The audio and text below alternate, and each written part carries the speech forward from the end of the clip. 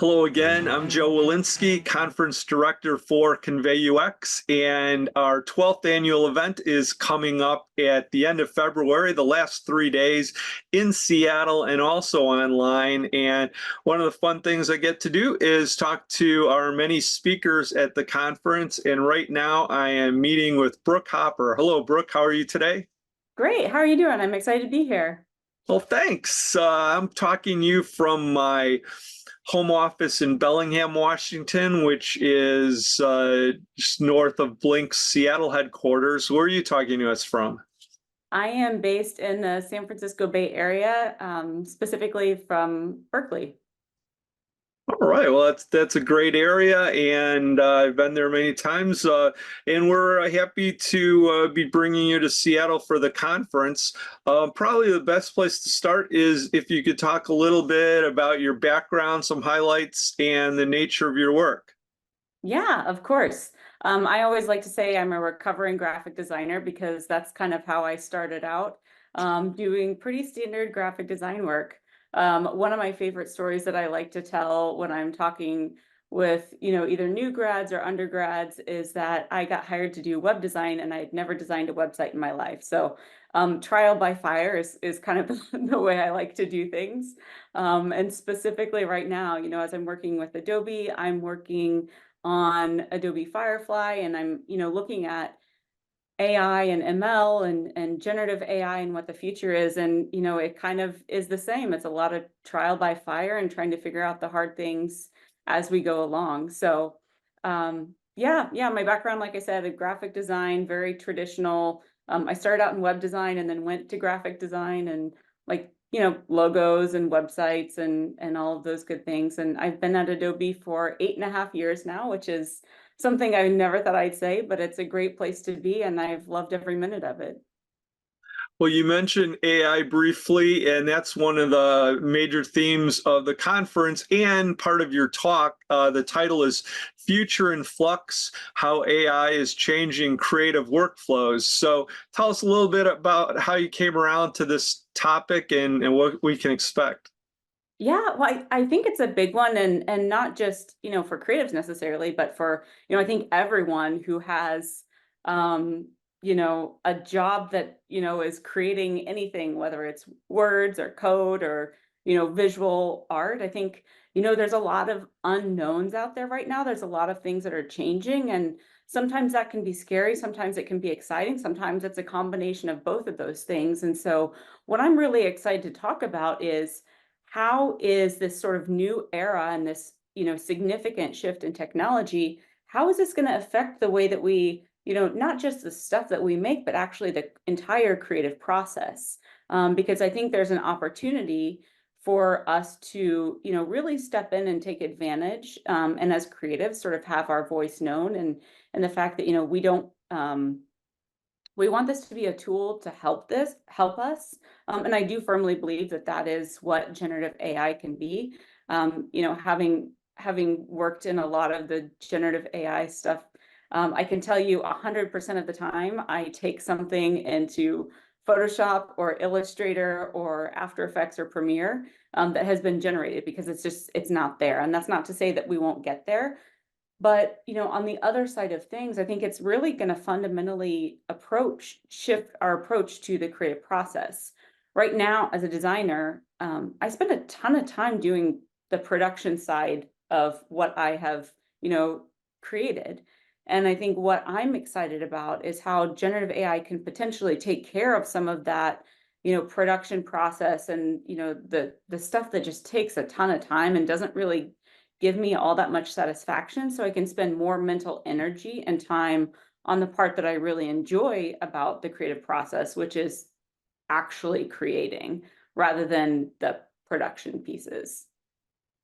Well, I think that's going to add some great discussion to the conference. We'll look forward to that. I'm sure there's a lot of things you're involved with for work. Is there anything that you're particularly excited about or passionate about that you're working on today that you might be able to share with us?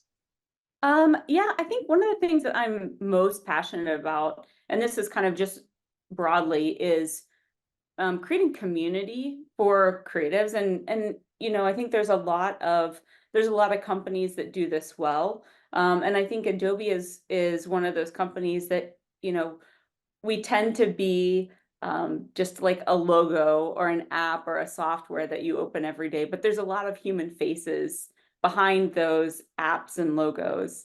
And it's really important to me that as someone who does, is behind one of those, that I actually come face to face with the artists that are using it, because one of the things I like to say is, as a UX designer, it's easy for me to say, oh, I'm just making, I'm making apps for myself. And you get stuck into this point of view that maybe doesn't necessarily represent the broader picture of the people who are using the tools and services that you're creating. And as someone who works for Adobe, it's a really big responsibility for me, and an honor, I have to say, to create tools for literally the most creative people in the world, and people who are learning to, wanting to enter the creative market, and then people who've been in here forever. And it's like that's a huge swath of people. And so for me to be connected to all of those people as much as possible is really, really important to me.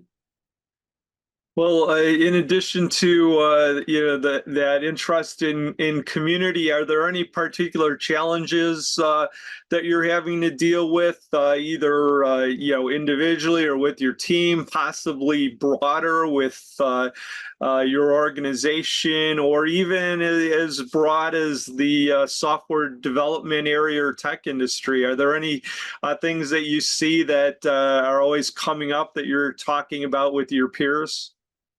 Yeah, I mean, obviously, I keep bringing it up because it's just top of mind, and it's what I'm doing every day is, um, we are living in such a crazy time right now. Like, there's some pretty fundamental shifts going on, um, just due to the ubiquity of generative AI right now, and it's for a lot of artists. I spent the past 7 years actually working on drawing and painting apps at Adobe. Adobe Fresco was one of the primary apps that I led the design and creation of. Um, and it's a little bit of an uncertain time, for the illustration community. And so that's one of those things where it's really important, um, to me. And we talk about this a lot, is like how is generative AI changing the way that we're approaching creativity? And this is sort of why I'm talking about this, is it's something I think about day in and day out. And I do strongly believe that as a creative community, we have this opportunity to step in and say, hey, this is how generative AI can be a benefit to creative work and creative workflows, and really speak out when it's going in a direction that's not. And I think that's something that, as creators and creatives, and particularly as someone who works for Adobe, that we have the opportunity to really make a difference in the way that this comes to life, you know, and I speak generally and broadly in creativity, again, whether it's, writing or, visual creation.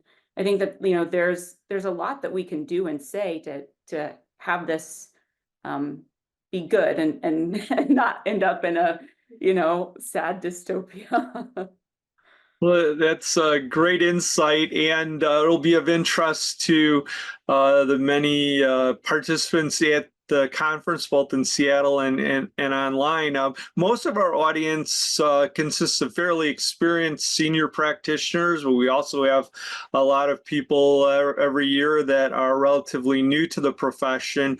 Do you have a tip or a thought that you might share for those that are looking to improve their skills or move deeper into the profession? Yeah, I think one of my biggest hot tips is, technology is great. I feel like as someone who works in the tech industry, you're always sort of like trying to figure out what the next thing is, what's the next best thing. But tech always changes, and curiosity is much better. And so to have and really focus on that curiosity and dig into things, I think that's one of those things that I always look for when I'm hiring someone, is I want to see curiosity. Sure, it's great if you know about all the latest technology. That stuff can be learned. but curiosity is something that sticks with you for a much longer time. And so that would be my recommendation, my unsolicited advice per se.